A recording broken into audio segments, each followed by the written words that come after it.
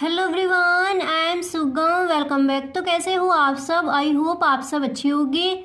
स्वागत है आप सभी का आपके अपने एसपी स्टडी यूट्यूब चैनल पर। तो गाइस, जैसा कि आपने कहा था कि आपको समाज शास्त्र यानी सोशोलॉजी के आपको जितने भी इम्पोर्टेंट क्वेश्चन हैं वो हम आपको बताएं। तो समाज शास्त्र के महत्वपूर्ण क्वेश्चंस की मैं 2-3 वीडियो अपलोड कर चुकी हूँ। इस वीडियो में भी मैं आपको कुछ क्वेश्चंस बताने वाली हूँ। तो गाइस, अगर आपने जो पिछले वीडियोस हैं वो आपने नहीं देखे हैं तो उन वीडियोस को आप ज़रूर देख लें। अगर आप सच में इस बार 90+ स्कोर करना चाहते हो तो आपको वो वीडियोस देखनी ही होंगी, ठीक है। उन वीडियोस का लिंक आपको डिस्क्रिप्शन बॉक्स में मिल जाएगा।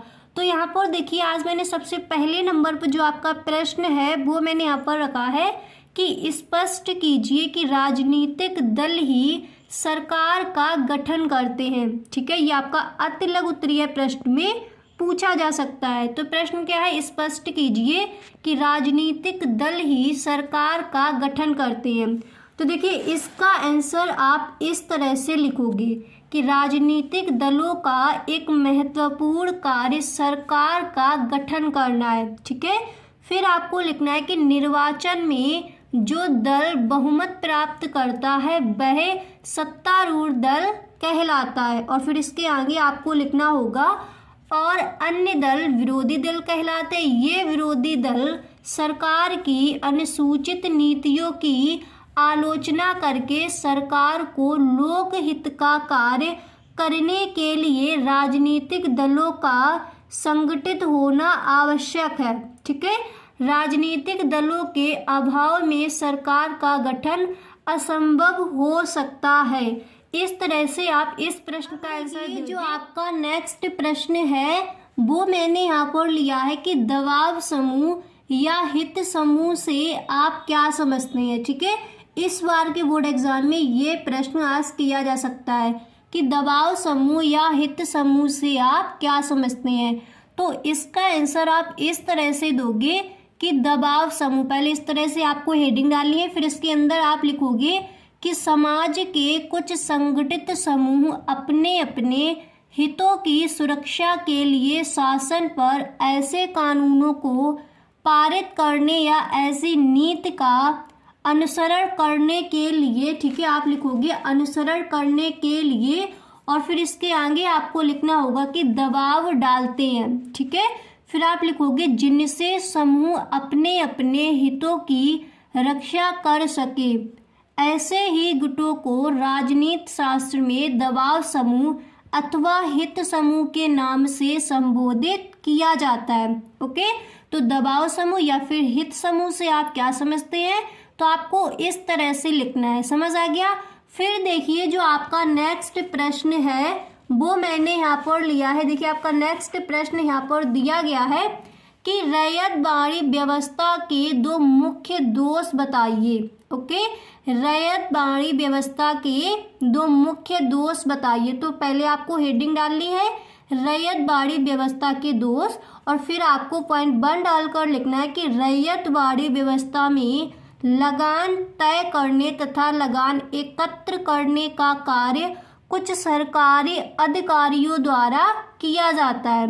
ऐसे में ये सरकारी अधिकारी अनेक बार कृषकों का थोड़ा बहुत शोषण करते हैं। ओके, फिर इसके आगे आप लिखोगे थोड़ा बहुत शोषण करते हैं।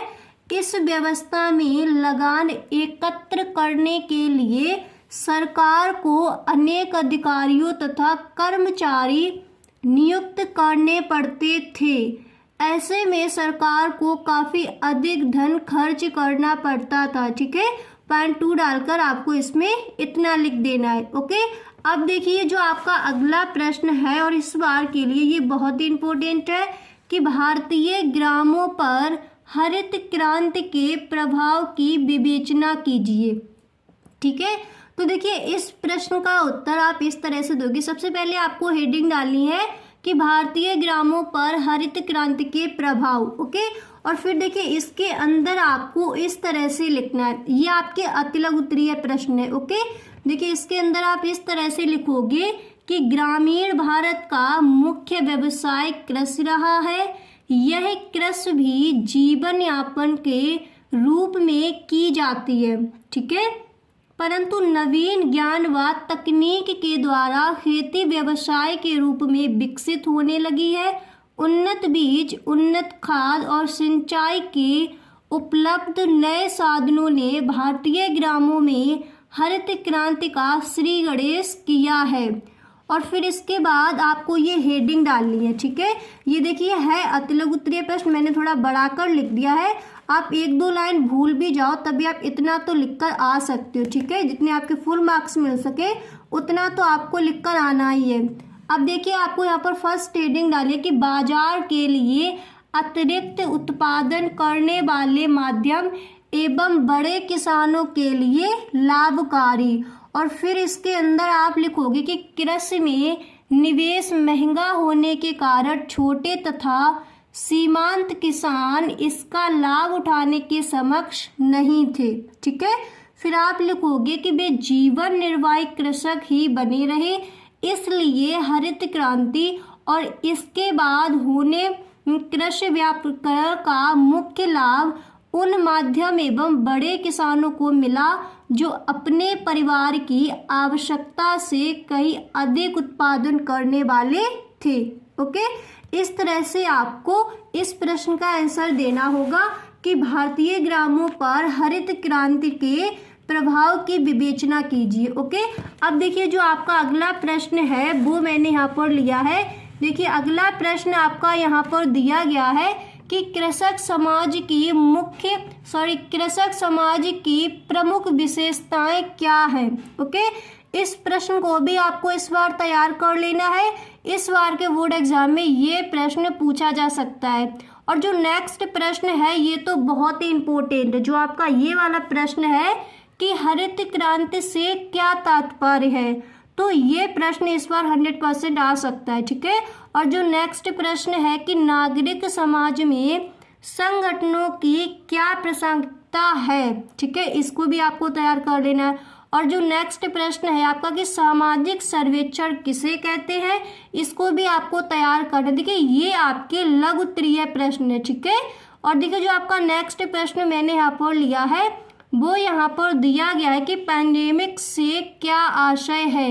ये प्रश्न भी कई बार पूछा गया है, इसको भी आपको तैयार कर लेना है। अब हम आपको बताएंगे कि विस्तृत उत्तरीय प्रश्न आपको कौन कौन से तैयार कर लेने हैं, ठीक है।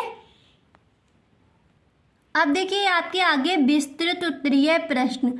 तो विस्तृत उत्तरीय प्रश्न में जो सबसे पहला प्रश्न है वो मैंने यहाँ पर रखा है कि जातीय विषमता को दूर करने के लिए अपनाई गई कुछ नीतियों का वर्णन कीजिए, ठीक है। जातीय विषमता को दूर करने के लिए अपनाई गई कुछ नीतियों का वर्णन कीजिए।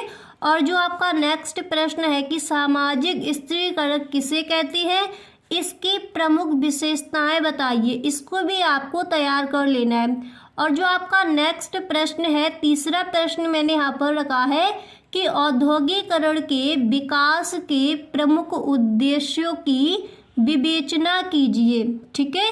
ये प्रश्न भी आपको तैयार कर लिया, आपके विस्तृत उत्तरीय प्रश्न है। ओके, अब देखिए जो आपका अगला प्रश्न है चौथा प्रश्न मैंने यहाँ पर रखा है कि भारत में महिला आंदोलन के कारणों की व्याख्या कीजिए। ओके, भारत में महिला आंदोलन के कारणों की व्याख्या कीजिए, ये आपको तैयार कर लेना। और आपको देख लेना कि जो विस्तृत उत्तरीय प्रश्न में जो पर्यावरण से रिलेटेड आपके जो क्वेश्चन है वो भी आपको देख लेने हैं, ठीक है।